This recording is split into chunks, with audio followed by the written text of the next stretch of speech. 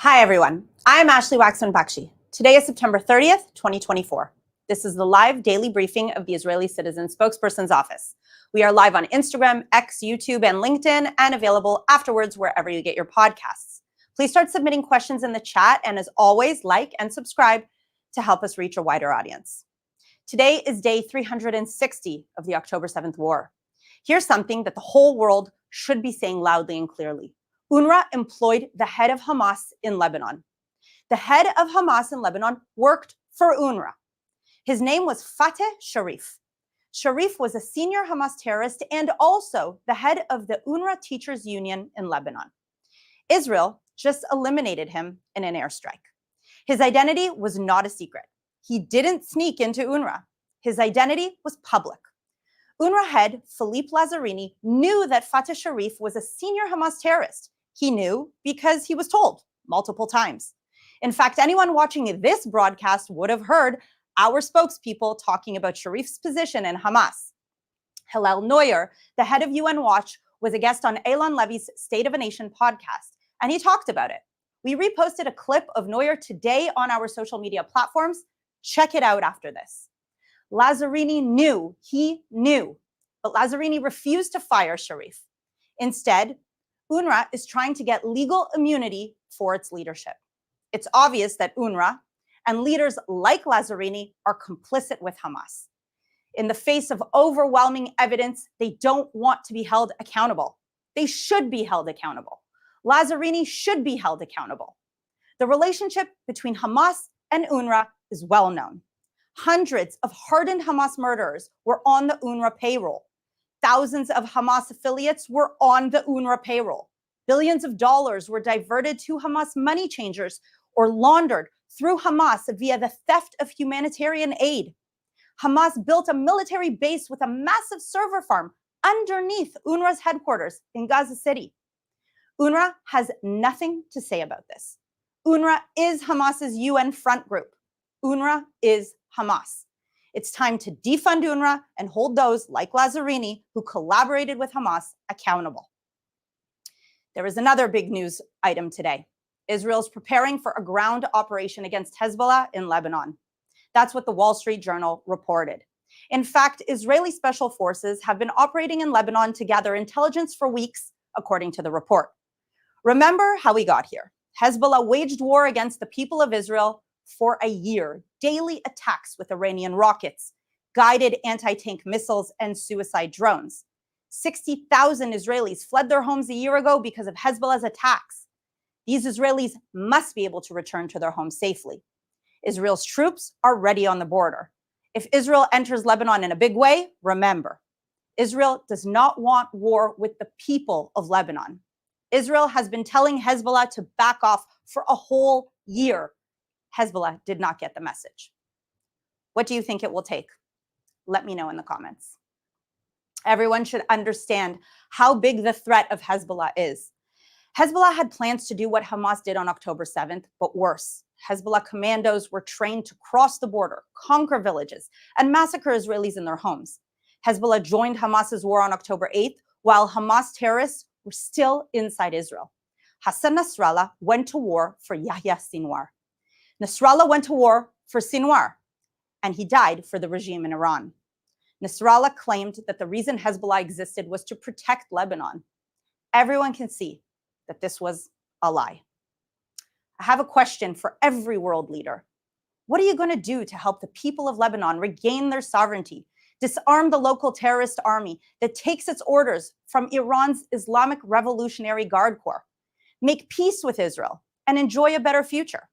Up to this point, it seems that the answer is nothing. Now let's take some questions from our live audience on social media. There's a report in Reuters right now that says the Lebanese prime minister says he's willing to deploy the Lebanese army south of the Litani River and fully implement UN Resolution 1701. How confident do you feel about this pledge? I mean, I think the short answer is I'd have to see it to believe it. UN Resolution 1701, which was passed in 2006, called for Hezbollah to disarm and to no longer threaten the north of Israel. The Lebanese government has failed to implement it. The UN has failed to implement this resolution. So as I began this answer with, I'd have to see it to believe it. Do you have any idea who will be the next leader of Hezbollah and if there will be any difference in Hezbollah policy about attacking Israel? Well, hopefully the future leaders are kind of fearful to take that position right now, if you know what I mean. I obviously don't know who will fill that position. I'm hoping no one will fill that position because I am hoping that we won't see Hezbollah regrouping, rearming, and endangering the north of Israel anymore.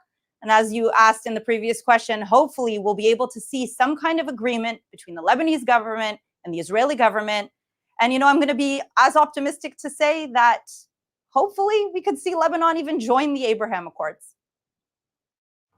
Just recently, the Israeli Air Force struck the Houthis in Yemen for a second time. Do you know what sparked this decision of the Israeli government to strike the Houthis in Yemen, and if there will be any response from the Houthis in Yemen? So the Houthis have been not only blocking the sea and effectively being pirates and harming trade for the entire world, but they've also been attacking Israel, sending ballistic missiles and suicide drones. Israel is very clear. You can't just send ballistic missiles and suicide drones and attack Israeli civilians without expecting Israel to retaliate. So I'm going to say on behalf of Israel to the rest of the world, you're welcome, that we are taking care of the job that the whole world really should be taking care of, but Israel is doing it on your behalf. So you're welcome. This is a question from Instagram Live from someone in Toronto. Can you please elaborate on the aggression and ongoing firing of rockets from Hezbollah even after Nasrallah was eliminated? What is exactly the current threat from Hezbollah? So Hezbollah has what's estimated to be about 200,000 rockets and ballistic missiles. First of all, I just want to say hi, a shout out to Toronto, my hometown. And just because the commanders, the leaders of the organization have been eliminated, it doesn't mean that the organization ceases to exist. They still have tens of thousands of terrorists operating. They have bunkers full of rockets and missiles aimed directly at Israel. And they, of course, they're still in chaos. They're still trying to regroup and figure out what's going to be the new chain of command, but they are still targeting Israeli civilians, Israeli communities every day, just as they have done since October 8th. And unfortunately, as I predict, we're going to continue to see over the coming weeks. A question from our Instagram Live. Are there any updates on the whereabouts of Hamas leader Yahya Sinwar? And also, what is the latest news about the fate of the Israeli hostages who are still in Hamas's terror dungeons?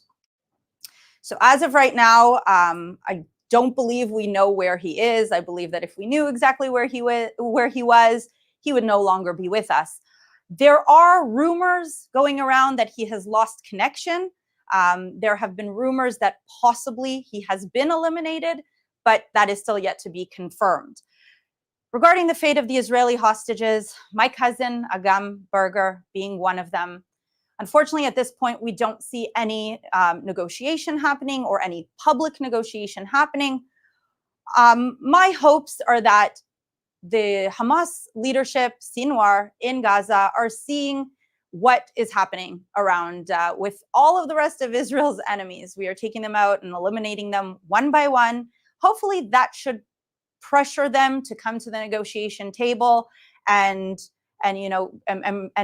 finally strike a deal. It's important to say that we have many demonstrations here in Israel calling for the release of hostages, but I think it's been about 18 or 19 times now that there has been a ceasefire deal on the table, and it is Hamas that has time and time again said no. So you just got to keep on getting the word out around the world wherever you are, and we need to keep telling our leaders, especially in the Western countries, to pressure Hamas via Qatar and Egypt, and to get them to come to the negotiation table and to finally broker a deal. This is another question from our live stream. How are we going to influence world leaders to defund UNRWA? That is a great question. Go to the streets, tell your leaders that you are no longer willing to see your tax dollars to fund terrorism, to bring chaos to the Middle East, to endanger the lives of not only the Israelis here in Israel, but also of Arabs in all the countries surrounding us. This UNRWA money is continuing to train and indoctrinate terrorists for generations to come.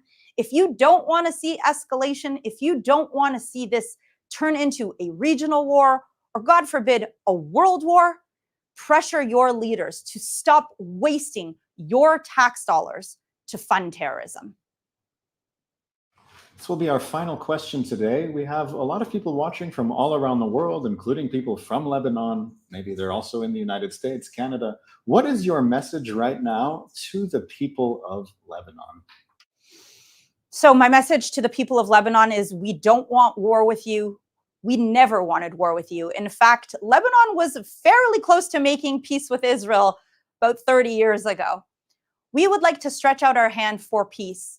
Help us eliminate the radical Islamists that are taking over your country, the Iranian regime hijacking your country, your civilization, in the name of nothing, in the name of just destroying the state of Israel.